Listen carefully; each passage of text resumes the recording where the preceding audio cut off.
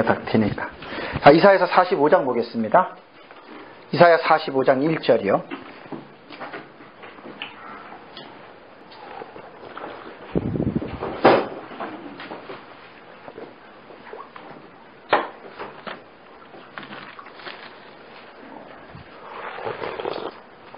이사야 45장 1절입니다. 여호와께서 그의 기름 부음을 받은 고레스에게 이같이 말씀하시되 내가 그의 오른손을 붙들고 그 앞에 열국을 항복하게 하며 내가 왕들의 허리를 풀어 그 앞에 문들을 열고 성문들이 닫히지 못하게 하리라. 내가 너보다 앞서가서 험한 곳을 평탄하게 하며 논문을 쳐서 부수며 쇠빗장을 꺾고. 이제 고레스에 대한 예언입니다. 네 번째 이사야서에 나오는 부분을 가지고 조금 전 시간에는 메대 정복에 대해서 말씀을 드렸습니다. 참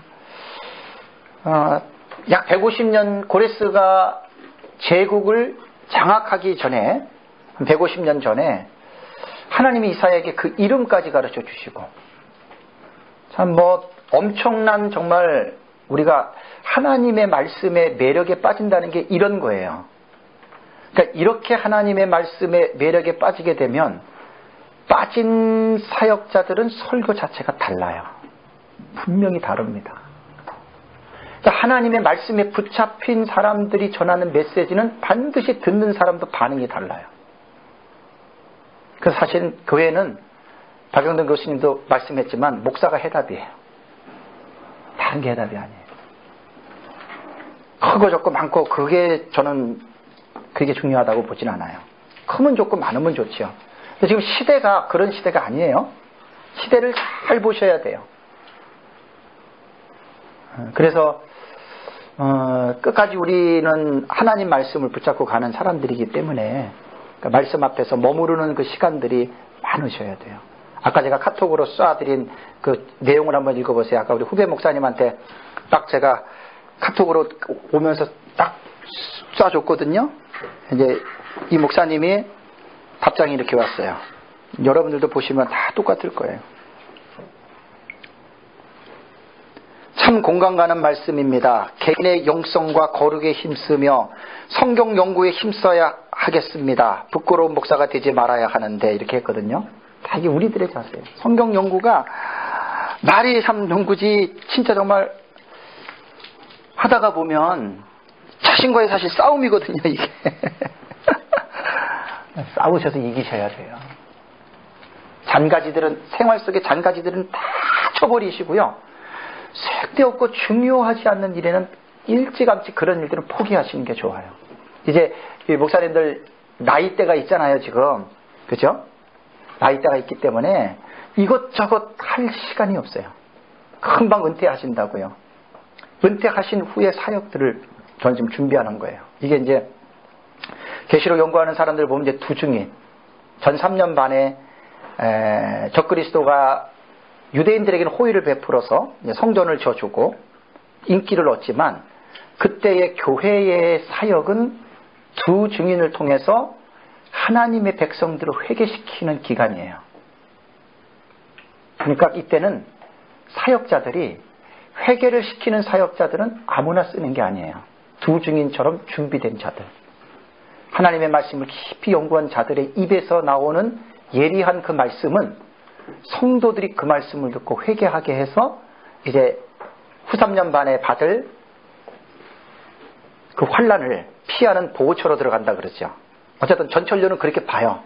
근데 그거는 아직까지 제가 확고하게 세우는 것이 아니기 때문에 좀 이제 이해한 걸로 볼 때는 그런 거예요. 그러니까 우리가 지금 하는 게 뭐 이거 해가지고 교회가 뭐 빨리 부흥되고 그런 건 절대 아니에요.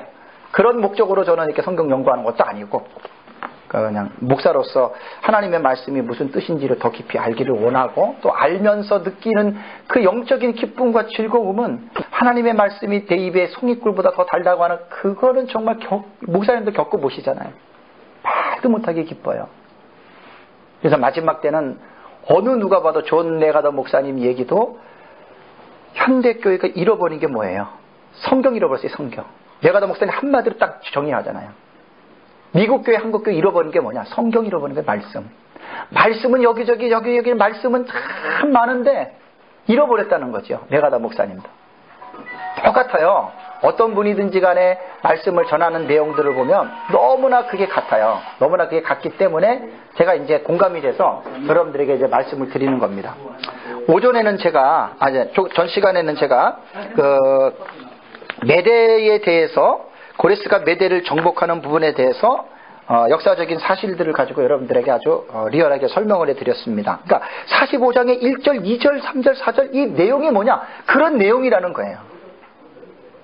그런 내용을 이사야는 예언을 했고 고레스에게 하나님 오른손으로 붙잡고 이렇게 열왕들을 무릎을 꿇게 하고 그 문을 여신 거예요. 메대. 북한이 마치 중국을 정복한 것처럼. 지금은요 이제 리디아 정복입니다. 리디아 정복.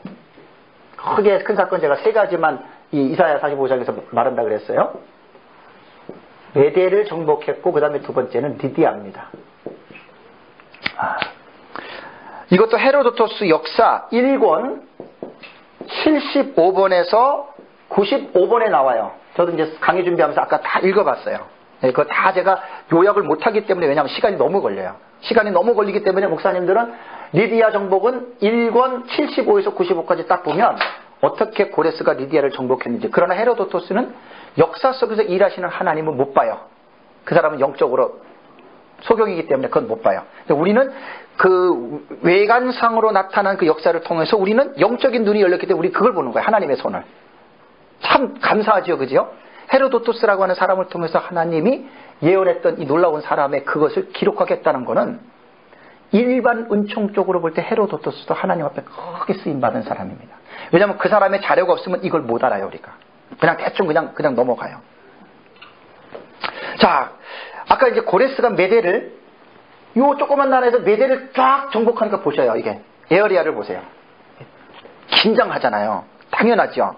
그러니까 메대의 원래 아까 말씀드린 대로 메대와 리디아는 사돈국가였죠. 그죠? 사돈국가였어요. 사돈국가였는데 사돈국가가 망했어. 근데 리디아가 그거를 도와줄 수 있는 상황이었어요. 갑자기 또 그렇게 돼서. 그래서 사돈에 맺게 된 경우도 역사 1권 74장에 이 내용이 나옵니다. 그 아들하고 이렇게 며느리 이렇게 딸하고 이렇게 그 양 국가에서 맺었는데, 그런데 헤로도토스의 역사를 좀 읽어봤더니 메대와 리디아는 원래 주변 국가이기 때문에 자주 싸우잖아요. 툭하면 요거저기면 자주 싸우는 거 아니에요. 자주 싸우다가 양국 간에 전쟁이 일어났는데 6년 동안 전쟁을 했답니다.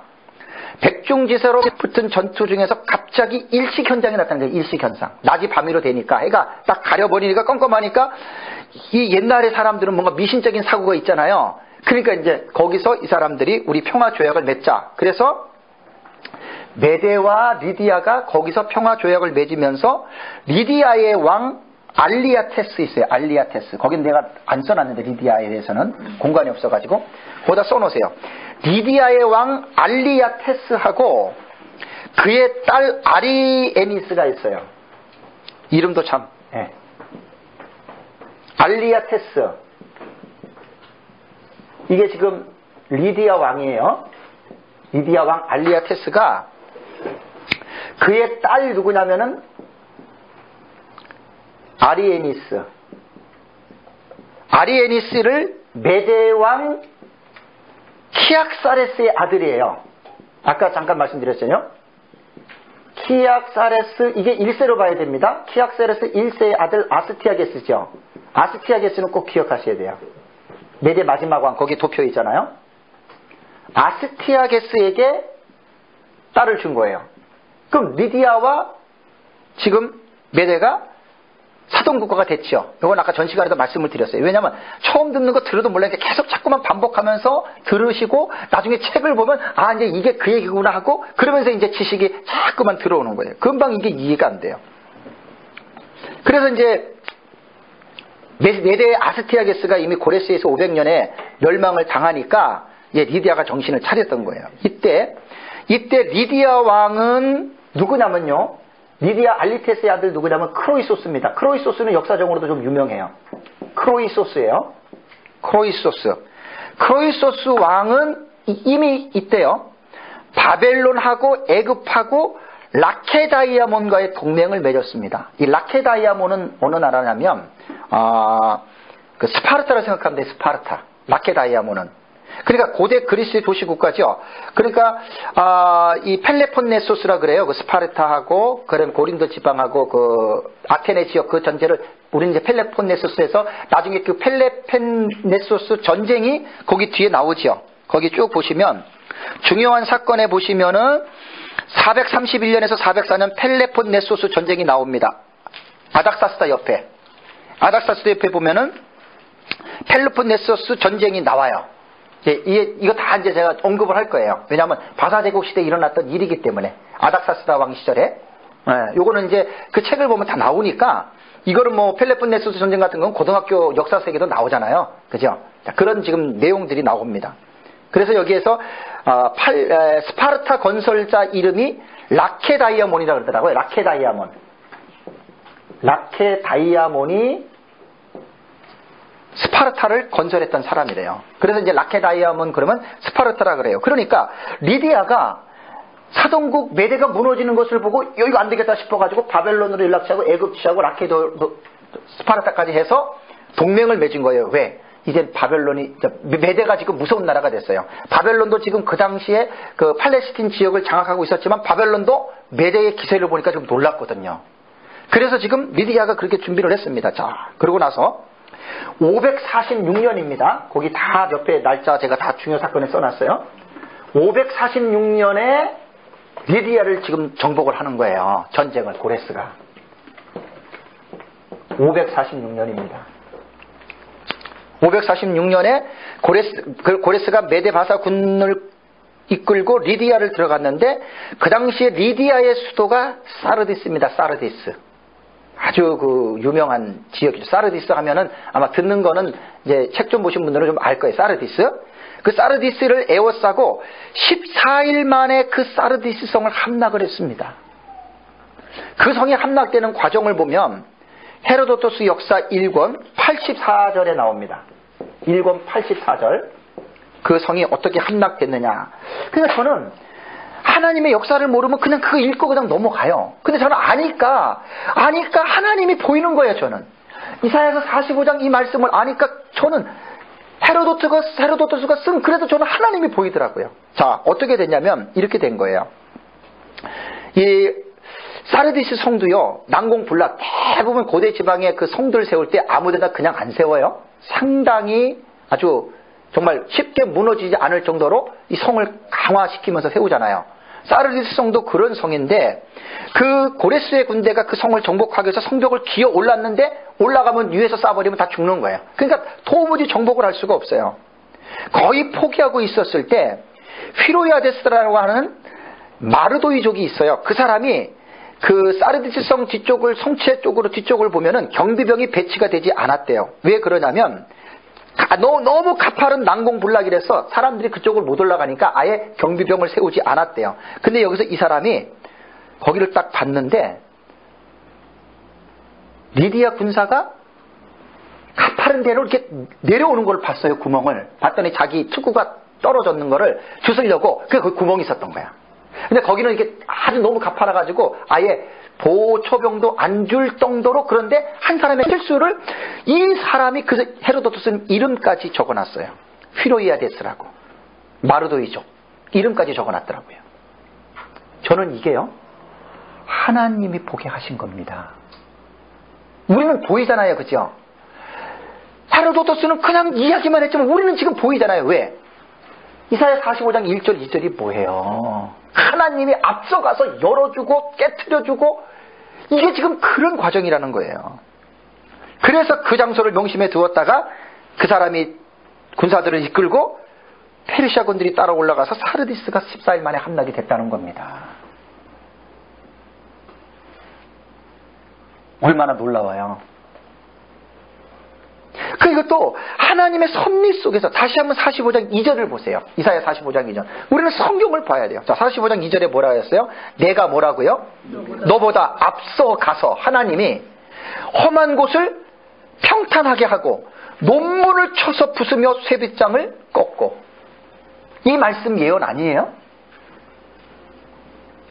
이게 그 역사 세계 속에서 실제적으로 이런 일들이 여러분 일어났다는 이야기입니다. 얼마나 놀랍습니까? 그래서 우리는 헤로도토스의 일반의 역사가가 기록했지만 하나님의 말씀을 아는 사람들은 그 역사 속에서 하나님의 배후의 손길을 우리는 쫙 읽는 거예요. 하나님, 할렐루야. 하나님 위대하십니다. 역시 하나님은 말씀하신 대로 하나님은 이루시는 분입니다. 우리가요, 성경에 매료된다는 말이요, 그냥 예수 잘 믿어가지고 복받고 잘 돼서 매료되는 것보다도요, 하나님의 예언과 하나님의 계시가 성취되는 과정들을 볼 때마다요, 놀랍니다.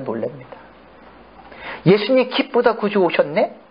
기쁘다 구주 오셨네라고 외칠 수 있는 사람은요, 에덴 동산 3장 15절의 여인의 후손의 계시를 알고 그 구약의 4,000년의 역사를 통해서 어떻게 하나님이 그 여인의 후손을 낳게 하시는 과정을 알게 되면요, 기쁘다 구주 정도가 아니에요. 성육신하신 그리스도 앞에서 무릎을 꿇고 모든 것들을 그분 앞에 헌신할 수밖에 없어요. 최소한 구속사의 맥이라는 게 여인의 후손부터 시작해서 아브라함이 주전 2166년 사람이잖아요. 그죠? 창세기 3장 15절에 여인의 후손을 주겠다고 해서 메시아 약속을 했잖아요. 2000년이 지날 때 아브라함을 선택했잖아요. 그럼 이때까지 하나님의 여인의 후손의 계시는 물론 에덴 동산에서 사단에게 하나님이 공식 발표했어요. 너의 후손과 너의 후손은 서로 발꿈치를 물고 누르고, 그때 사단은 들었어요. 여인의 후손을 통해서 내가 머리가 짓눌리고 끝나는구나. 그리고 사단의 관심, 여러분 보세요. 사단이 뭐에 관심이 있겠어요? 사단이. 이거 분명하게 보셔야 돼요. 사단의 관심이 어디에 있습니까? 자기의 머리를 짓밟을 여인의 후손에 대해서 창세기 3장 15절부터 사단은 거기에 관심이 있었어요.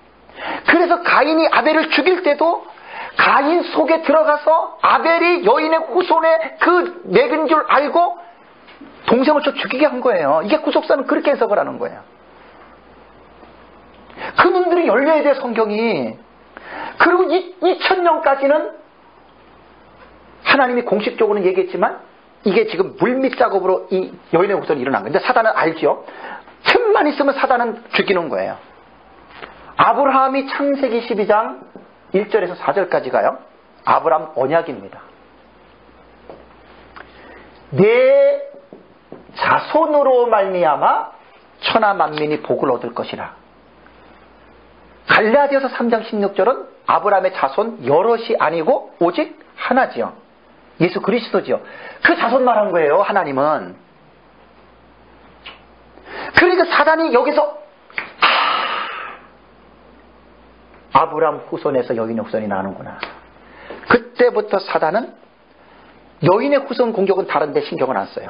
아브라함 후손에게만 집중한 거예요. 그게 창세기를 그렇게 읽어나가셔야 돼요. 사라가 애굽으로 흉년을 피해서 애굽으로 내려갔지요. 사라 바오로한테 뺏겼어요. 완전히 뺏겼었어 봐야 돼요. 왜 하나님이 사라를 구원해 준 줄 아세요?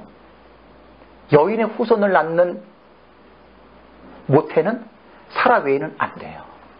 그러니까 단순히 하나님이 아브라함을 사랑했기 때문에 그게 아니라 하나님은 여인의 후손에 대한 이 언약을 이루시기 위해서 그 언약 때문에 사라를 구출해 준 거예요. 그렇게 성경을 연구하시되 구속사는 그 맥이에요. 이 맥이 없으면 성경이 안 뚫려요.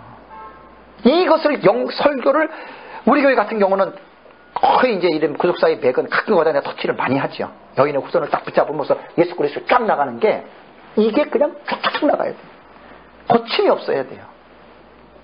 그리고 아브라함 이후에 다윗 언약을 통해서 사무엘하 7장 나타나잖아요. 사무엘 7장. 그 다음에 그 전에 출애굽기 19장의 시내산 언약. 이 언약의 봉우리들을 모르면은요, 연구도 많이 하셔야 돼요. 그래서 아브라함의 언약 자손을 통해서 사단이 그 일을 한 거예요. 여인의 후손을 끊으려고. 그러니까 이게 하나님이 분열왕국 속에서 가장 등불이 꺼지려고 한 때가 언제였어요? 아달랴 이후에. 그거 보통 사건 아닙니다. 하나님이 요아스 하나 살리잖아요. 고모하고 고모 통해서. 그죠? 이 심장이 멎을 만한 같은. 그게 하나님의 영광을 위한 하나님의 열심이라고 하는 그 말이 거기에 딱 들어가야 돼요. 놀라운 일이에요. 성경을 그런 식으로 우리가 그런 식으로 풀어가야 돼요. 그 성도들이요, 그렇게 풀어지는 메시지를 들으면요, 그 영혼들이 살아나요. 놀래요. 와, 하나님의 말씀이 이거 뭐 예수 믿고 복 받고 잘 먹고 잘 살고 그게 문제가 아니라니까. 그 하나님의 그 여인의 후손, 그 하나님의 구속사의 언약에 인간은 쓰임을 받는 존재고요, 그 하나님의 구속사의 역사 앞에 우리는요 정말 그 쓰임을 받는다는 게 최고 행복입니다. 제가 이제 에스더서를 말씀을 드리겠지만, 참 이번에 참 하나님이 그거 좀 깨닫게 하시더라고요. 에스더는요 아하수에로 왕비가 됐다고 해서 좋아할 게 아니에요. 개인의 여자의 일생으로 볼 때는 불쌍한 여인입니다. 아하수에로가 얼마나 남봉꾼인 줄 아세요? 이제 아하수에로 들어가면 제가 말씀을 드릴게요. 자기 민족을 위해서 한 여자의 일생이 아하수에로에게 짓밟히고요. 에스더서는 그렇게 봐야 돼요. 그리고 우리가 그런 성도들을 길러내야 돼요. 하나님의 구속사 운동을 위해서 나는 내가 희생해도 된다고 하는, 무조건 교회 나고 헌금하고 이게 아니에요. 하나님의 구속사를 볼 수 있는 그 눈만 열어주면 성도들은 구속사다, 하나님의 뜻이다 그러면 성도들은 헌신하게 돼 있어요. 근데 이게 저도 목회를 해보니까 쉽질 않아요. 말씀을 그렇게 딱 맥을 잡고 하나님의 나라에 대한 사상 쪽으로 우리가 끌고 가지 않으면 성도들이 몰라요. 절대 모릅니다. 그래서 목사가 교회라고 하는 말이 맞는 거예요. 조금 제가 약간 이제 이 언약만 나오면 제가 좀 더 흥분을 해요. 좀 들어갈게요. 오늘 이거 하다 보면 지금 이게 아니라, 리디아를 지금 이제 정복하는 과정 속에서 세상 사람들은 절대로 그 역사 속에서 하나님을 못 봅니다. 근데 이사야 45장 1절 5절 말씀을 이해한 사람 벌써 거기 하나님의 홀이 보여요. 저는 그래서 헤로도토스 역사를 읽다가 그게 하나님의 역사가 보이더라니까요. 그래서 리디아는 546년입니다. 546년. 일반 역사에 다 기록이 되어 있는 거예요. 다음에 이제 세 번째는 바벨론 정복입니다. 가장 이제 그 적수가 될 만한 대상이 메대에는 이제 바벨론이잖아요. 바벨론. 자, 바벨론 정복도요. 이제 메대가요, 바사가 메대를 정복했고 리디아까지 정복했어요. 자, 뭐 아수르는 벌써 이제 무너졌고요. 바벨론이 제일 똥줄 탔습니다. 바벨론이. 이제는 우리 차례다. 그러니까 숙명의 한편에 이제 싸워야 돼요. 그 당시에 바벨론 왕은 나보니두스였습니다. 나보니두스가 바벨론의 인물, 거기 이름 보세요. 바벨론 왕들 거기 보면 나보니두스가 나와요. 자, 이 나보니두스는 마지막 왕에서 그 밑에가 벨사살 있죠, 그죠? 벨사살하고 나보니두스는 아버지와 아들입니다. 근데 나보니두스는 그의 어머니가 달신을 섬기고 있었어요. 영어로는 신이에요, 신. 이 신을 섬겼어요. 이게 월신이에요, 월신. 원래 바벨론의 신은 뭐지요? 말뚝신이죠, 마르둑. 그죠? 바벨론은 말뚝신을 섬겼어요. 근데 나보니두스는 자기 엄마가 이 신 제사장 출신이에요. 그러니까 아무래도 자기 엄마가 믿는 신 쪽으로 기울여질 거 아니에요, 그죠? 그러나 바벨론의 원래 종교는 말뚝신앙입니다. 그 종교를 갖고 있었어요. 그래서 이 수메르어로 신이라고 하는 말은 난나라 그래요. 난나. 예. 그 인터넷 치면 다 나옵니다. 요즘은 인터넷이 최고 선생이에요. 이게 메소포타미아의 종교 달의 신이라고 불러요. 난나. 이 신이라고 하는 이 신이.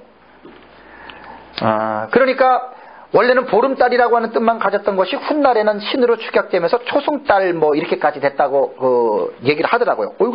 난나 쪽을 들어가 봤더니 어떤 사람이 수염 기르는 사람이 이게 무슨 난나 신이 무슨 오디오푸스까지 프로이드 오디오푸스까지 하는 거 보니까 무슨 이게 오디오푸스 하면 그 개념 알지요?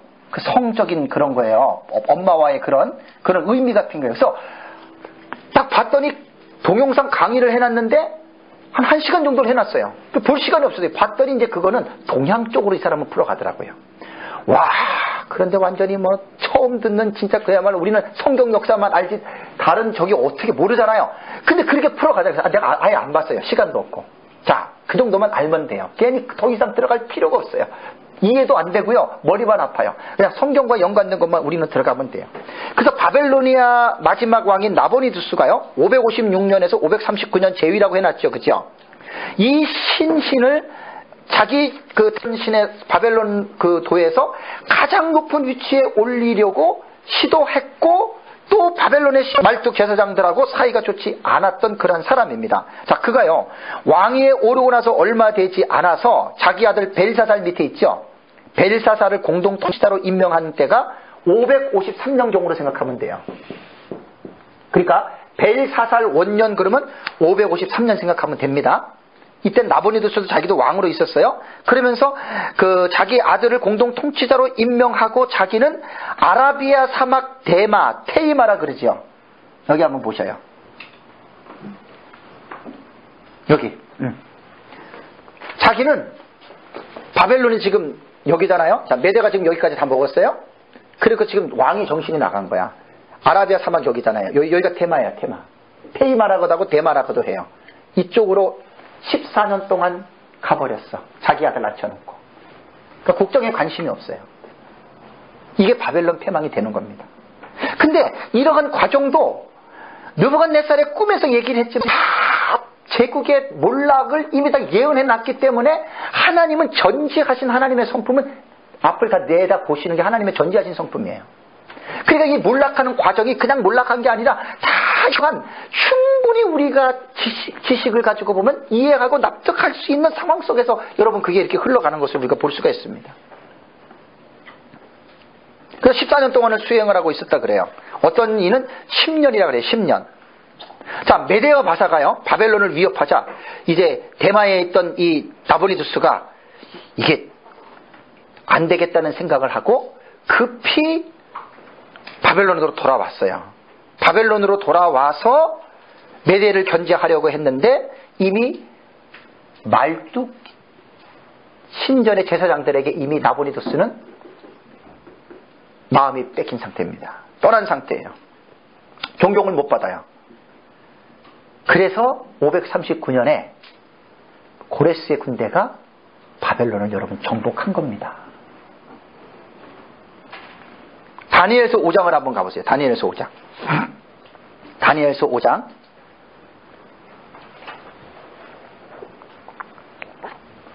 다니엘 5장 30절, 31절이요.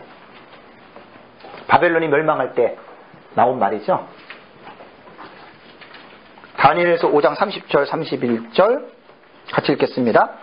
그날 밤에 갈대아 왕 벨사살이 죽임을 당하였고 메대 사람 다리오가 나라를 얻었는데 그때의 다리오는 62세였더라. 저는 성경을 연구할 때요. 어느 정도 확정되면 제 성경에다가 연도 다 써놓습니다. 왜? 그래야 내가 다음에 볼 때 또 이해가 돼요. 성경에다 안 써놓으면 내가 기억력이 기계 못 따라가요. 그래서 저는 성경에다가 전에 성경은 연구할 때 다 써놨어요. 집에 가서 나중에 정리할 때 써놓으세요. 그럼 나중에 보잖아요. 금방금방 입력이 돼요. 요때가 지금 바벨론이 멸망하는 그 일을 다니엘을 통해서 하나님이 지금 기록하게 했어요. 그러니까 벨사살은 나보니두스 아들이고요. 이 얼마나 이 방탕하고 이 참 못된 왕입니까? 하나님의 성전에 있는 그 잔들을 갖다가 술 먹고 완전히 환락 파티를 한 거예요. 그때 이제 고레스의 군대가 지금 들어왔어요. 근데 여기에서 메대 사람 다리오가 나라를 얻었다 그랬죠. 그죠? 자, 주석도요. 참 이 부분이 좀 골치 아파요. 여기 지금 페르시아 성경에도 이 책이 나오기도 하고 다른 책에도 나오고 뭐 여러 가지의 내용들이 많아요. 주석도. 근데 저는 이렇게 정리를 했어요. 여기에 나오는 메대 사람 다리오는 여러분들이 이제 연구는 이런 걸 실험해야 돼요. 왜냐하면 보는 각도가 다르니까. 저는 이렇게 생각해요. 다리오 다섯 사람 아니에요? 메대 사람이에요. 왜 이 사람이 메대 사람이냐면 아스티아 이렇게 쓰면 돼요. 아스티아게스의 아들로 보세요. 아스티아게스의 아들 누구냐면 여기는 다리오라 그랬죠? 키악사레스 2세예요. 2세. 그럼 아스티아게스 아버지가 키악사레스였죠? 네. 동일한 이름들이 많아요. 예, 그래서 키약살에서 이세로 봐요. 제가 이 부분 때문에 이 책도 보고 저 책도 보고 몇 년 전이에요. 이 책도 보고 저 책도 보고 이 책 보고 맞다 보면 또 이 책이 안 맞고 골치 아파요. 그럴 때는 딱 내가 하나 정해놓으면 돼요. 내가 하나 정해놓고 나는 그냥 이렇게 본다. 그러면 딱 되는 거예요. 두 사람의 그거를 그래서 한 사람은 뭐라 그러냐면 이 사람을 바벨론 총독이었던 구바로 장군으로 봐요. 구바로 장군. 구바로 장군인데 이 사람이 그냥 고레스한테 문을 열어줘가지고 이 사람을 분봉왕으로 세워놨다 그러는데 저는 그렇게는 안 봐요. 자, 그러면 아스티아게스의 아들 키약사레스의 다리오는 누구냐면은 아까도 말씀드린 대로 아스티아게스의 아들이니까 만다네하고는 오라비 관계잖아요. 만다네. 그러니까 고레스로 보면 외삼촌이에요. 이 다리오가 고레스로 보면 외삼촌이고 다리오의 딸하고 고레스가 결혼까지 했어요. 그러니까 잔인도 되는 거예요. 이렇게 딱 정리하시면 돼요. 나는 그것보다 그냥 구바르 장군이라 그냥 그렇게 보시면 돼요. 어쨌든 이렇게 되든 저렇게 되든 역사가들이 바라보는 견지를 인지만 하시면 돼요. 그리고 나는 이렇게 본다 그러면 되는 거예요. 그냥 모르는 것보다는 아는 게 낫죠. 그래서 이거를 이제 이렇게 보시면 되는데 바벨론에 대해서 한번 제가 자료를 들어가 봤더니 자, 이거 보세요. 아수르 성도 대단했죠, 그죠? 자, 바벨론 성을 보세요. 유프라데스 강줄기에 완전히 성 안에를요 강줄기로 완전히 해자를 다 만들어 놨습니다. 이 바벨론 성에. 그리고 외벽까지 쌓았어요. 외벽까지. 엄청 큰 거예요, 지금 이게요. 그리고 다 이게 막 큰 강이 있으니까 누가 거기를 침범하겠어요. 바벨론 성을. 말도 못한 성입니다, 이게. 느부갓네살이 이렇게 만들어놨어요, 이 바벨론 성을. 놀랍죠? 이거는 이제 인터넷에서 그린 그림인데 말도 못하게 이제 막 그런 여기에 이제 공중정원이 그 안에 있어요. 공중정원이. 아까 봤던 공중정원이 이제 그 안에 있어요. 자, 이 성이 어떻게 이게 무너졌을까? 참 이게 참 신기한 거예요. 아수르도 그렇고 어떻게 이런 성이 무너질 수 있냐? 말도 못하게 큰 성인데. 그래서 인터넷에 들어가서 제가 자료를 책에도 보고요. 쭉 이렇게 해봤더니 성벽 두께가 30m입니다. 성벽 두께가 30m. 두께가 30m고요. 30m면 10층 건물입니다. 10층 건물. 성 위로 올라갈수록 좁아지고요. 성벽의 높이가 120m. 아수르 저리 가라죠. 120m의 성벽을 세워놓고요. 이중으로 세웠대요. 이것도 이중.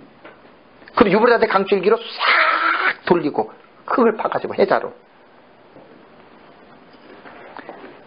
사두마차가 거기를 지나가니까 몇 대가 그 성벽에. 어떻게 이런 성이 무너질 수 있을까요? 해답은 딱 하나입니다. 이사야 45장. 고레스를 통해서 내가 나의 오른손을 붙들고 고레스. 하나님이 문을 열고자 하면 닫는 자가 없어요. 하나님이 닫고자 하면 여는 자가 없지요.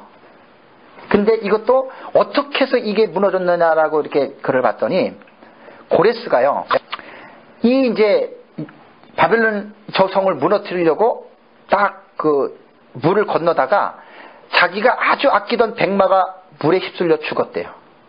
고레스가 화가 나서 내가 이 강물로 하여금 여자들이 무릎을 적시지 않고도 건너가실 정도로 내가 하겠다. 그래서 고레스가 강 양쪽에서요 180갈래로 나누어서 360갈래로 유브라데 강줄기를 흩어버렸어요. 나중에요 알렉산더는 어떤 줄 아세요? 두로 있죠. 두로죠. 그 성. 두로 성을 점령한 게 어떻게 한 줄 아세요? 바다를 6개월 동안 7개월 동안 바다를 메워서 두로 함락시킨 거예요.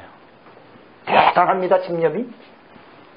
근데 우리는 그 속에서 하나님이 예언했던 제국의 통치자들이기 때문에 하나님의 지혜와 하나님이 하셨다고 우리는 보셔야 돼요. 그러니까 고레스가 물줄기를 그렇게 180갈래로 쫙 360 이렇게 해가지고 물줄기를 갈라놓으니까 결국은 어떻게 돼요? 여기가 강이 마르니까 그 밑으로 그냥 군사들이 들어가는 거죠. 근데 이것도 모르고 벨사살은 지금 뭐하고 있어요? 궁전에서 쉬하고 먹고 마시고. 그때 하나님의 손이 메네메네 대길 우바르신 글씨를 쫙 쓰고 다니엘이 거기서 그 글씨를 해석해 주잖아요. 하나님 얼마나 여러분 왕의 시대가 하나님의 저울로 딱 바라보니까 이제는 끝났다. 그러고 딱 끝나잖아요. 그러니까 하나님이 그렇게 해가지고 그 강물이 여러분 그렇게 된 거예요. 그런데 여러분 이사야 44장 27절을 한번 보세요. 이사야 44장 27절에 참 정말 성경을요 몰라서 우리가 못 놀래는 거지 알면은요 깜짝깜짝 놀래요. 깜짝깜짝 놀래요.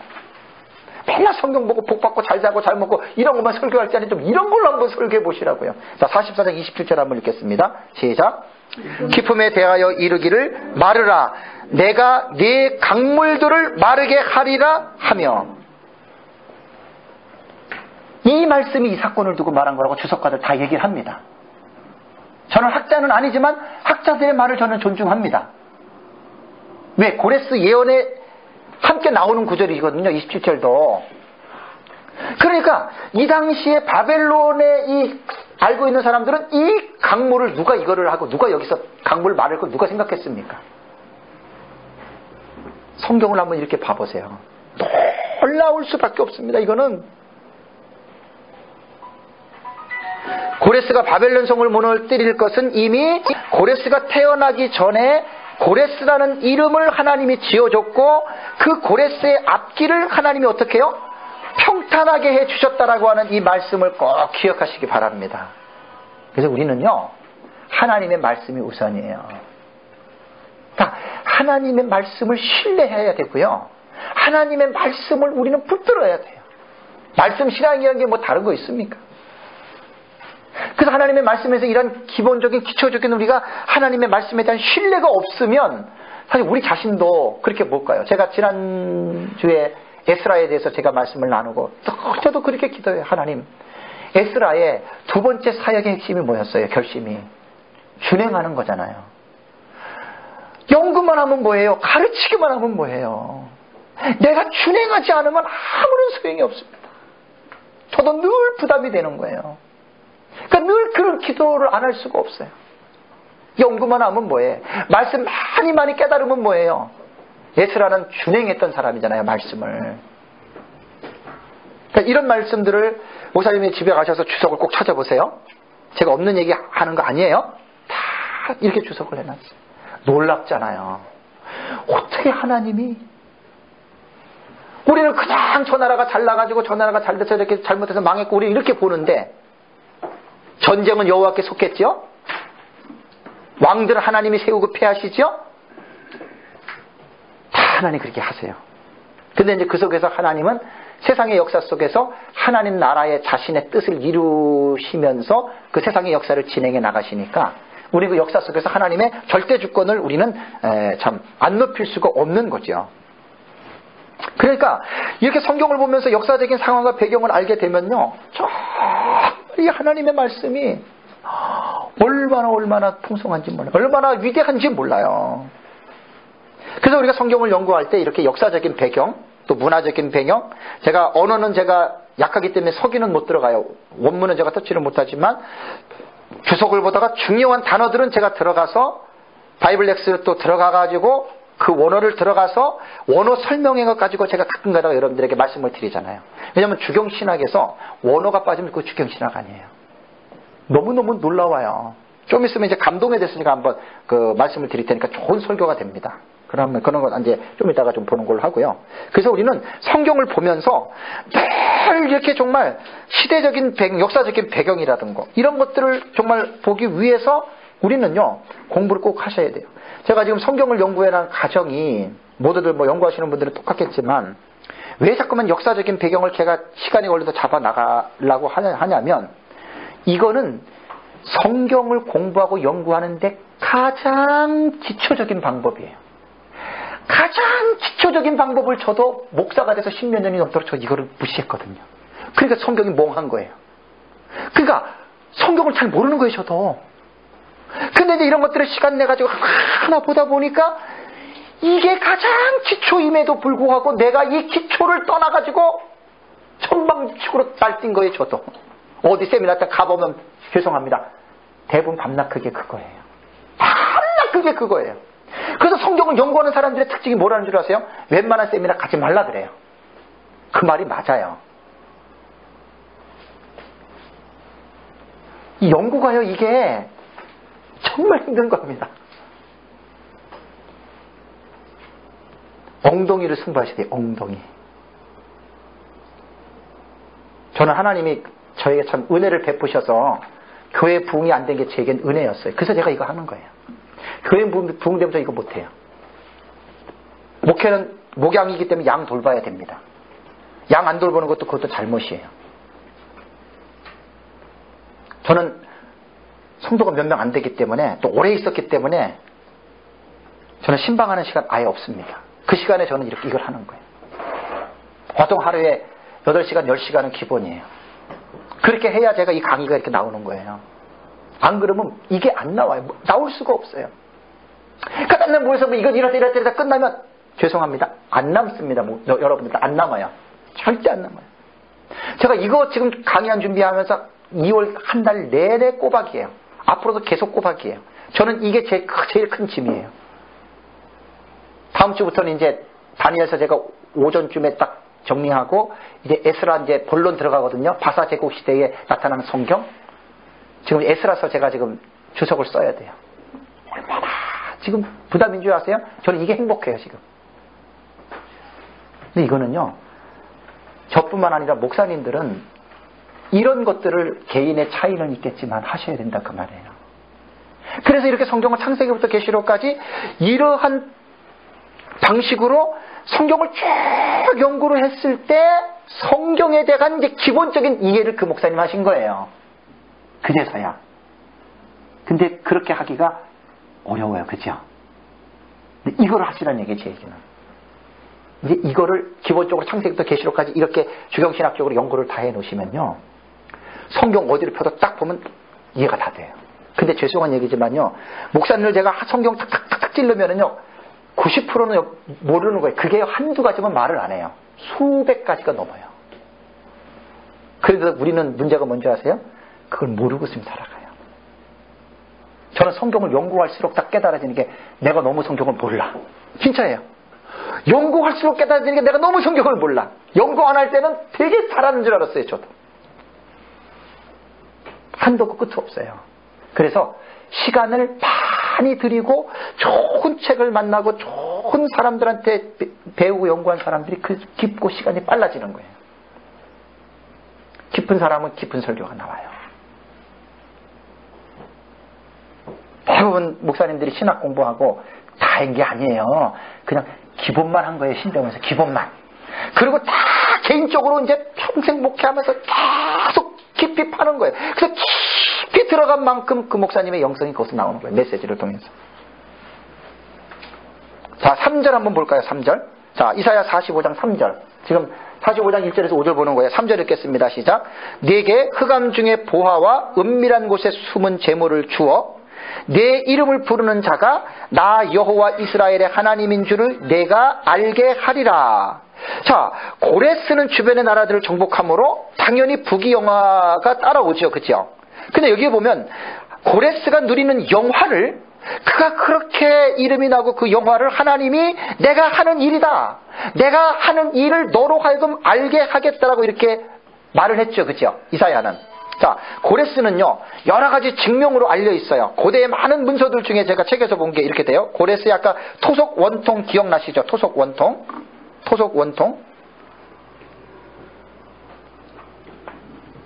네, 요걸 토속 원통이에요. 요 토속 원통에 학자들이 글씨를 딱 보니까 이런 말이에요. 고레스에 대해서 세계의 왕, 위대한 왕, 정통성을 가진 왕, 바벨론의 왕, 수메르와 아카드의 왕, 동서남북의 왕으로 공포를 하고 있어요. 대단한 사람이에요. 그래서 대제라고 하는 거예요. 대제. 큰 황제라는 이야기예요. 고레스는 말도 못하게 이렇게 지금 여기에 토속 원통, 더 키루스 실린더, 실린더 그 인터넷 치면 딱 나와요. 고레스의 실린더 원통. 실린더는 원통이라는 뜻이거든요. 여기에 학자들이 그 당시에 그 글을 해석해 보니까 이런 뜻으로 나온 거예요. 자, 그러면 여기서 우린 고레스가 하나님을 어떻게 알게 되었을까? 여러분 이거 생각해 봐야 됩니다. 분명히 하나님 이사야를 통해서 너가 그렇게 복의 영화를 누리고 잘 되는 것 내가 너로 하여금 내가 한 줄로 알게 하겠다라고 말을 했는데 여러분 고레스가 어떻게 알았을 것 같아요? 뭐 환상이나 뭐 초자연적인 어떤 역사를 통해서 하나님 나타나서 내가 그다 이래서 고레스가 알았을 것 같아요? 대부분의 학자들은 다니엘 선지자가 고레스에게 당신이 이런 사람입니다라고 말을 해줬다라고 학자들이 이야기를 해요. 자, 왜 이것이 근거가 있고 왜 우리가 이것이 믿어진지 제가 말씀을 드릴게요. 왜냐하면 다니엘서 9장 1절을 보세요. 다니엘서 9장 1절. 성경은 그래서 연대기적으로 반드시 정리가 돼야 되고 분명하게 연대의 그 앞뒤를 모르면요. 이건 안 돼요. 자, 다니엘서 9장 1절 2절을 보시면 옛날에 이제 연구할 때 이것 때문에 얼마나 고민했는지 몰라요. 분명히 아스티아게스인데 도대체 이게 아스티아게스 이름이 자 1절 읽어보세요. 메대 족속 아하수에로의 아들 다리오가 갈대아 나라 왕으로 세움을 받던 첫 해 곧 그 통치 원년에 나 다니엘이 책을 통해 여호와께서 말씀으로 선지자 예레미야에게 알려주신 그 연수를 깨달았나니 곧 예루살렘의 황폐함이 70년 만에 그치리라 하신 것이니라. 이게 누굽니까? 다리오가. 분명 여기는 메대 족속 아하수에로의 아들 그랬잖아요. 제가 아까 다리오는 누구라 그랬어요? 키악사레스라 그랬죠. 그러면 여기 지금 아스티아게스의 아들을 왜 여기는 아하수에로라 그랬냐는 이거예요. 이게 헷갈리는 거예요. 아스티아게스는 아하수에로라고도 불렀다 이렇게 생각하면 문제가 해답이 돼요. 이거 제가 안 풀릴 때는 며칠 갈 때는 되게 고민이 가요. 이 책 저책 봐도 해답이 안 나올 때가 있거든요. 딱 그렇게 정리하세요. 제가 이거는 최소한 5, 6년 전에 정리한 내용입니다. 한두 거 보고 제가 한 게 아니에요. 그러니까 여기서 말하는 여기에 보면 분명하게 그게 나오잖아요. 메대 족속 아하수에로 다리오가 갈대아 나라 왕으로 세움을 받던 첫 해 이게 다니엘서 5장 31절 벨사살이 죽고 메대 사람 다리오 그 사람이에요. 근데 여기서는 아버지 이름을 아하수에로라 그러잖아요. 이게 아스티아게스라고 보면 돼요. 아스티아게스. 딱 그렇게 정리하고 넘어가면 간단합니다. 고레스의 장인 겸 외삼촌이다. 그 다음에 다니엘서 10장을 보세요. 다니엘서 10장. 그러면 이때가요. 여러분 이때가 538년입니다. 지금 다니엘서 9장은 538년에 일어난 사건이에요. 그 다음에 다니엘서 10장을 보면 바사왕 고레스 몇 년이라고요? 3년에 그랬죠. 그죠? 바사왕 고레스 3년이면 고레스가 539년에 바벨론을 멸망하고 고레스 원년이 538년이 돼요. 그러면 고레스 3년이면 536년이 된다고요. 고레스가 이미 왕이 된 지 3년이 지났단 말이에요. 그러면 고레스가 이스라엘 백성들을 너희는 너희 고국으로 돌아가라라고 말할 때가 몇 년이에요? 538년이에요. 그러면 다니엘은 바벨론이 메대에 의해서 멸망하면서 그 정권이 바뀌었어요. 정권이 바뀌면서 그 메대 사람 다리오가 바벨론 분봉왕이었단 말이에요. 통치자란 말이에요. 그러면 이때 539년에는 이미 왕이 고레스, 전 제국의 왕이 고레스예요. 바벨론은 분봉왕으로 세워놓은 거예요. 다리오한테. 그러면 다니엘과 고레스와의 만남이 있었을 것 같아요? 없었을 것 같아요? 충분히 있었어요. 그럼 다니엘이 이때 뭘 본 거예요? 다니엘은 얼마나 참 하나님 앞에서 귀하게 쓰임 받은 사람이잖아요. 그러니까 다니엘은 이미 성경을 알았어요. 아까 보세요.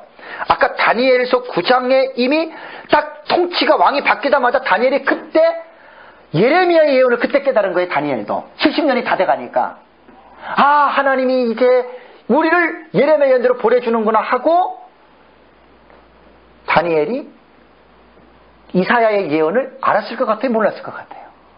말할 것도 없지요? 이사야의 예언 이거 다 알고 있었어요. 다니엘이. 여러분 이게 신비입니다. 하나님의 말씀을 깨닫는 자를 통해서 하나님은 일하세요. 그래서 성경을 깊이들 연구하셔야 돼요. 1차적으로 목사님들이. 다른 거 없어요. 성경을 깊이 연구하면 성경을 통해서 모든 게 다 보입니다. 뭐 환상 이런 게 아니에요. 말씀을 통해서 사람의 마음도 보이고 말씀을 통해서 세계의 역사도 보이고 다 보여요. 깊이를 깨달은 만큼이에요. 근데 말씀의 깊이를 못 깨달으면 못 봐요. 그게 진짜 안타깝다. 그러니까 다니엘이 고레스를 만나서 이사야서 45장 이 말씀을 가지고 하나님이 이미 당신을 향해서 이렇게 예언해놨다고 봤을 때 이게 제 얘기 아니에요? 거의 학자들이 이렇게 성경을 봐요. 다니엘이 왜 이사야 예언 이걸 왜 몰라요? 이사야 책을 다 보죠. 다니엘이. 그래서 고레스 3년은 536년이 되는 거예요. 그래서 다니엘이 이거를 깨닫고 고레스를 만났을 것으로 다 보고 있는데요. 유대 역사가 요세푸스를 여기서 언급을 안 할 수가 없어요. 자, 요세푸스는 고대사 11권 1장 2절이에요. 11권 1장 2절. 고대사입니다. 요세푸스도 꼭 사놓고 보셔야 돼요. 요세푸스는 히브리 이스라엘 사람이잖아요. 그죠? 그 자기 종족이기 때문에 너무나 잘 알아요. 요세푸스가요. 자기 책에다가 뭐라고 써놓은 줄 아세요? 고레스가, 요세푸스는 이렇게 말했어요. 고레스가 이사야에 기록된 말씀을 읽고 하나님의 능력을 경이롭게 여겼으면, 그러니까 고레스가 이걸 알았다는 거예요. 자기가 이사야에 자기를 예언한 이것을 고레스가 알았고, 그래서 경이롭게 여기고 거기 쓰여져 있는 대로 실행하고자 하는 강한 열망과 야심에 사로잡혔고, 이에 고레스 왕은 바벨론에 있는 유대인들에게 예루살렘을 재건하기 위하여 떠나도 좋다는 허락을 하였다. 고레스는 말하였다. 하나님은 너희들의 편이다. 나는 바벨론의 행정관들은 물론 유대 인근 지역의 총독들에게 편지를 써서 성전 재건을 위해 필요한 금과 은을 분담해서 너희들에게도 기부하라고 부탁을 했으며 제사를 드릴 때 필요한 짐승들도 주라고 지시하였다. 이게 요세푸스가 써놓은 거예요. 그러니까 요세푸스도 그 고대사를 쓰면서 창세기부터 AD 70년 로마 멸망할 때까지의 그 역사를 고대사를 통해서 쓴 거예요. 20권을 썼어요. 로색. 그게 이제 우리한테는 지금 한 4,000페이지 돼요. 요세푸스 글. 책마다 다 달라요. 제가 가지고 있는 거는 하버드 판인데 거기에 잘 나왔어요. 해석이. 거기에 보면은 이 내용이 있어요. 제가 이번에 이 강의 준비하면서 제가 이거 들어가서 봤어요. 저도 한 번 읽었기 때문에 구체적으로 뭐가 있는지 저도 몰라요. 솔직한 얘기로. 한 번 읽어도 어림도 없어요. 계속 읽어야 돼요. 근데 제가 계속 읽을 시간이 없어요. 그래서 학자들이 딱 여기에 있다 그러면 제가 그때는 들어가서 보면 알잖아요. 제가. 그래서 그걸 제가 요약해 놓은 거예요. 요세푸스 말한 거를. 플라비우스 요세푸스는요, 예루살렘의 귀족 제사장 가문에서 태어났어요. 그 요세푸스의 기록에 의하면 자기는 14살 때 유대교 율법 문제를 놓고 대제사장들에게 자문해줄 정도로 요세푸스는 교숙했어요. 율법을 잘 알고 있었어요. 16살 때 광야에 나가서 3년 동안 지냈고 바리새파에 입단했습니다. 이제 중간기를 이제 알아야 돼요. 중간기. 바리새파가 중간기에 나와요. 헬라 시대에. 하시딤 해가지고 거룩한 무리들. 그때 이제 바리새파에 입단한 사람이기 때문에 나와요. 그래서 요세푸스의 첫 번째 저서는 유대 전쟁사. 이게 AD 75년에서 79년에 베스파시아누스 치세 때 7권으로 전쟁사를 썼고요. 그의 가장 위대한 작품은 유대 고대사. AD 93년에 20권으로 완성했고요. 그 다음에 유대인의 역사를 창조 때부터 66년, 70년까지 말했고, 조금 전에 말한 대로요. 그 다음에 자서전과 아피온 반박문을 썼어요. 요세푸스가 이 책을 쓴 거는 헬레니즘 세계에서 유대교의 호의적인 견지를 소개하려는 목적을 가지고 이 책을 썼다라고 이렇게 소개를 하고 있습니다. 꼭 보셔야 됩니다. 저는 중고 샀어요. 중고. 새 책을 못 사고. 5만 원 주고 색인까지 9권이에요. 5만 원 주고 제가 샀어요. 중고. 중고인데 이제 새 중고지. 그걸 해가지고 5만 원 주고 사다가 8만 원이요. 사다가 그거 한 4년 됐네. 4, 5년. 한참 연구할 때 사놓고 여름에 8월 달에 굉장히 더운 날에 그냥 사택에 앉아가지고 그냥 한 달 정도 걸쳐가지고 쫙 읽었는데 아무것도 안 하고 읽으면요. 일주일이면 4,000페이지 다 읽어요. 그냥 한번 기도원에 한번 도전해보세요. 요세푸스만 다 갖고 가가지고 그냥 아침부터 잘 때까지 그렇게 재밌어요. 유대인들은 어떻게 자기들의 성경을 풀어나가는가. 상당히 일리가 있는 말들도 꽤 있어요. 아브라함이 이삭을 드릴 때 심정을 성경엔 안 나왔지요. 요세푸스는 거기 표현해놨어요. 그럴듯해요. 그래서 어떤 신학자든지 간에 요세푸스 글 인용하지 않는 사람 하나도 없고요. 중간사들은 다 요세푸스 글입니다. 바사시대 전부 다 헤로도투스 역사 다 인용하는 겁니다. 그래서 그걸 읽으시면 돼요. 그걸 읽으시면 이 책 저 책 안 봐도 근데 이제 읽기가 참 처음에 쉽지 않죠. 저도 이제 처음부터 그 책을 읽은 게 아니라 이거 보고 저거 보고 막 왔다 갔다 하다가 그냥 막 하다가 나중에 이거 딱 읽으니까 여기다가 탁 쳤어요. 아이고 진작 이걸 읽을 걸. 노후호 목사님 다 중간서 쓴 거 전부 거기서 다 보고 했거든요. 우리 머리에서 안 나와요, 역사가. 책을 많이 보면 돼요. 자료를 많이 보면 그게 충분히 우리에게 나올 수 있습니다. 그래서 요세푸스가 이사야에 기록된 말씀을 고레스가 읽고 하나님의 능력을 경이롭게 여겼다. 난 충분히 가능하다고 봅니다. 그래서 고레스가 이제 그 말씀 보고 그래서 이제 이 역할을 누가 했느냐? 다니엘이 했다라고 학자들이 많이 추론을 합니다. 저는 이렇게 봐도 이제 옳다고 봐요. 그러니까 고레스는요, 하나님께서 자기 백성들을 바벨론 포로에서 귀환을 시키는데 하나님의 목자로 사용을 받은 이방인으로서 특별하게 쓰임을 받았던 사람이 고레스잖아요. 하나님은 자신의 계획하시는 일에 한치의 오차도 없습니다. 정확하게 가십니다. 역대하 36장 22절 볼까요? 역대하 36장. 첫 시간에 우리가 좀 봤죠? 네, 첫 시간 마지막에 역대가 마지막에 나오는 얘기가 에스라가 어떻게 끝내고 있어요? 22절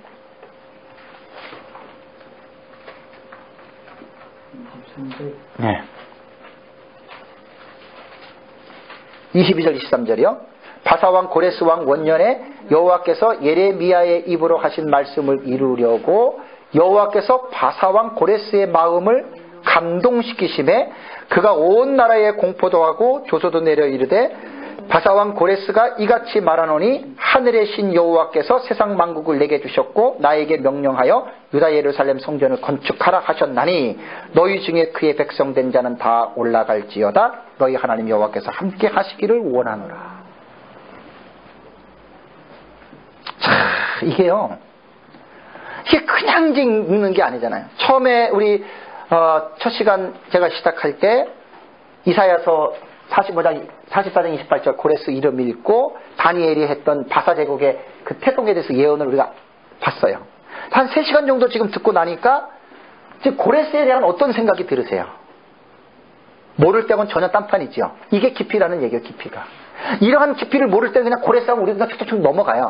뭐 이렇게 포로 귀환할 때 그냥 그래서 칙령으로 보냈다 이러고 넘어가잖아요. 근데 이거를 알게 되면 절대 그냥 못 넘어가요. 말을 해줘야 돼요. 이 고레스가 어떤 사람인지.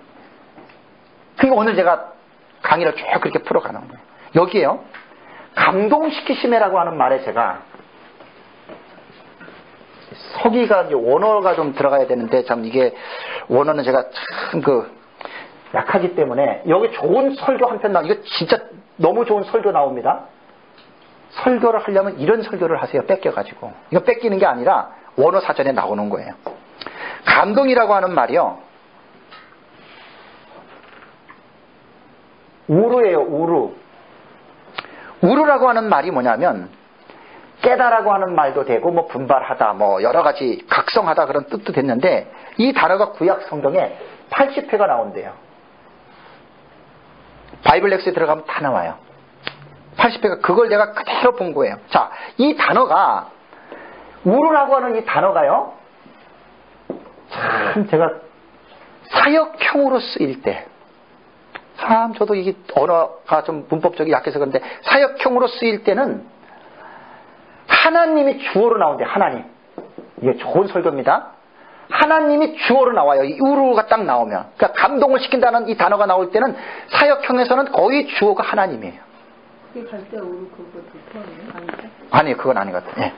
역사의 흐름 속에 이게 뭐냐면 왜 하나님이 주어로 나오면서 사역형을 하느냐, 이거는 역사의 흐름 속에서 하나님의 개입을 나타낼 때 이 우르를 사역형으로 쓴다 그 말이에요.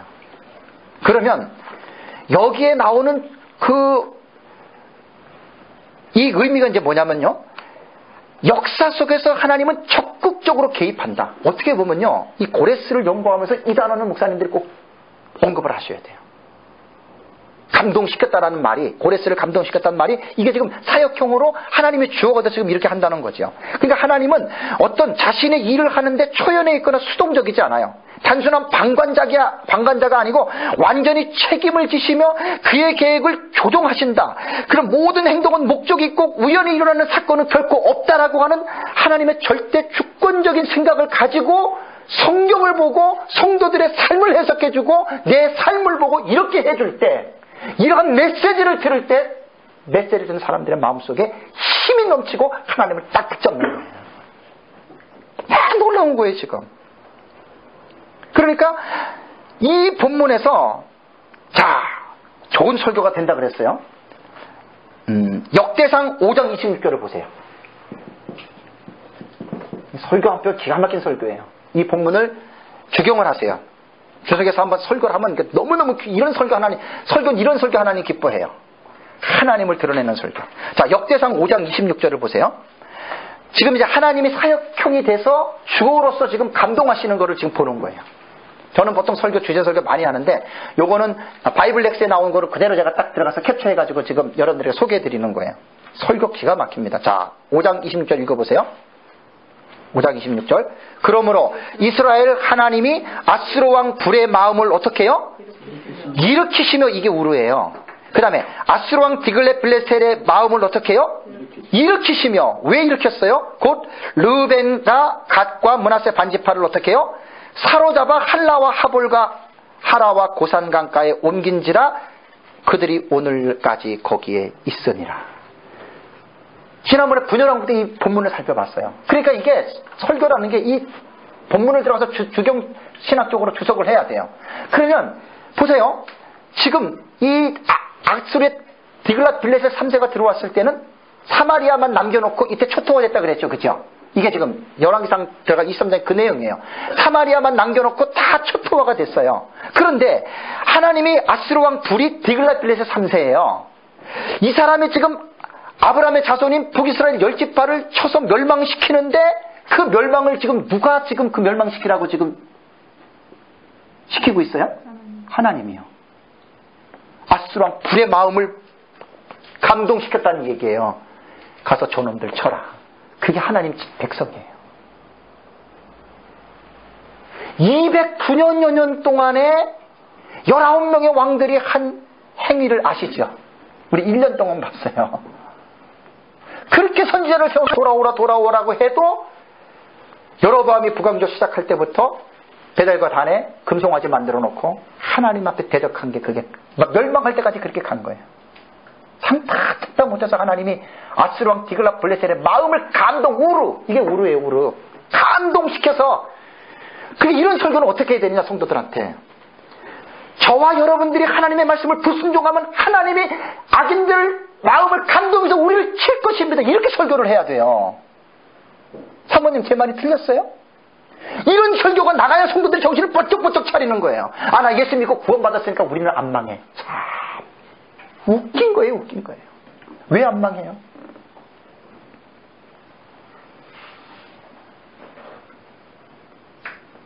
망할 수 있어요. 우리도 말씀 불순종하고 죄 지으면 망해요.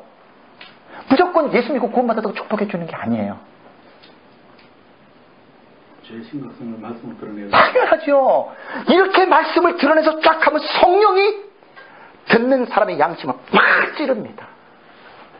나도 이러다가 망할 수 있겠다. 그게 경각하는 설교예요. 그 목사 성도를 치는 게 아니에요. 말씀을 드러내는 거지.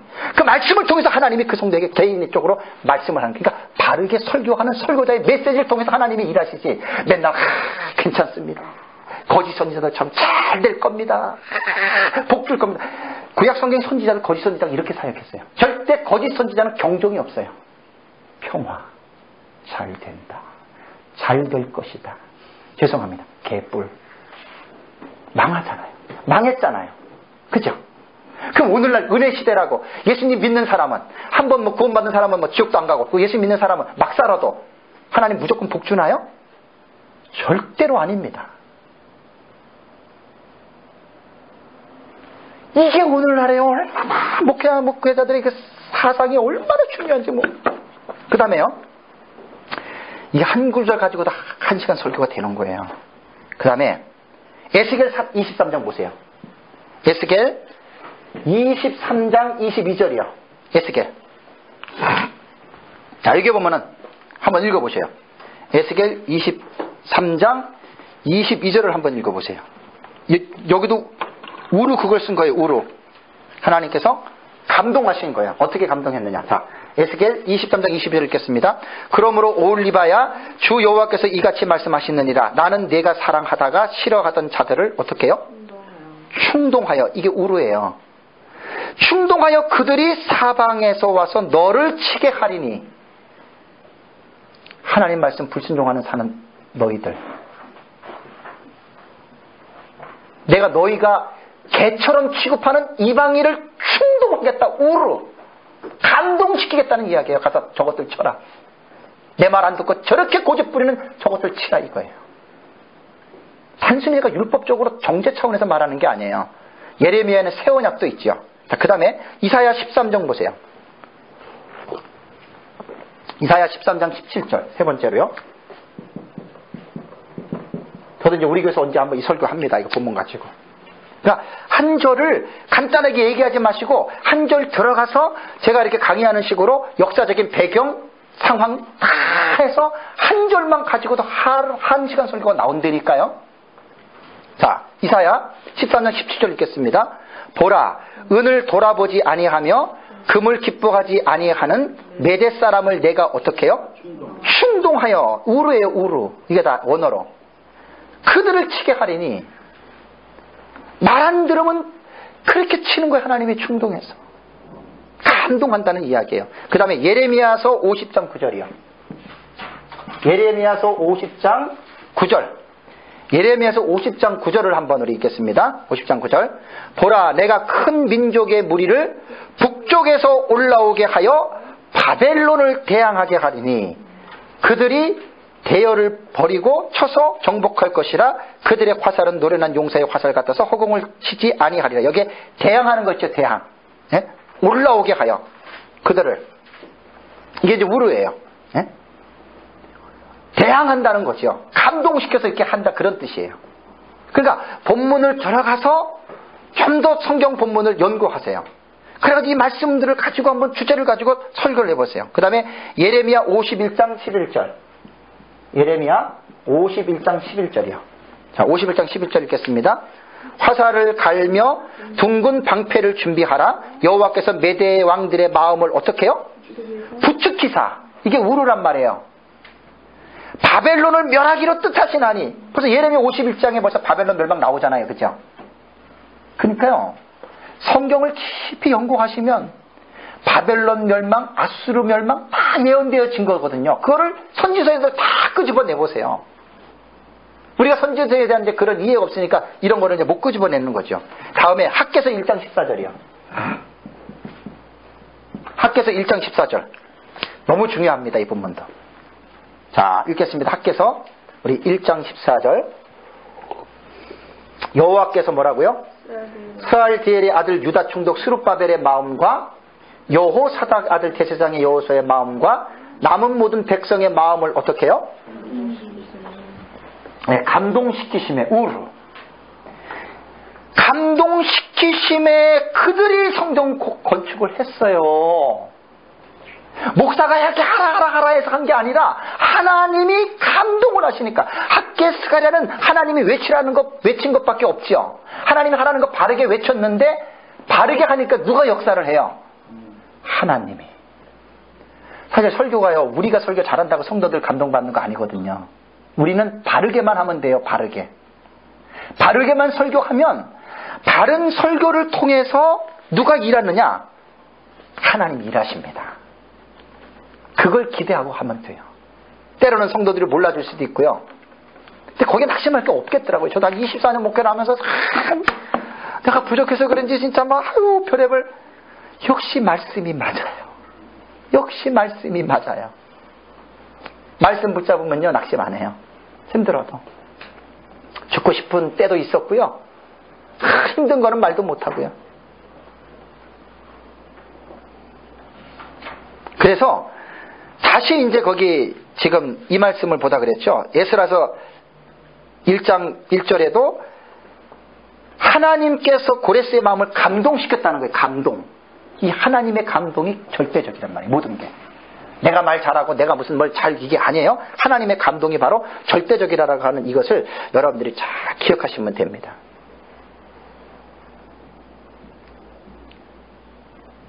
자, 지금 45장 4절 이거를 끝내려면 20분 전에 조금 쉴게요. 조금 쉬었다가 우리 마지막 시간 갖겠습니다.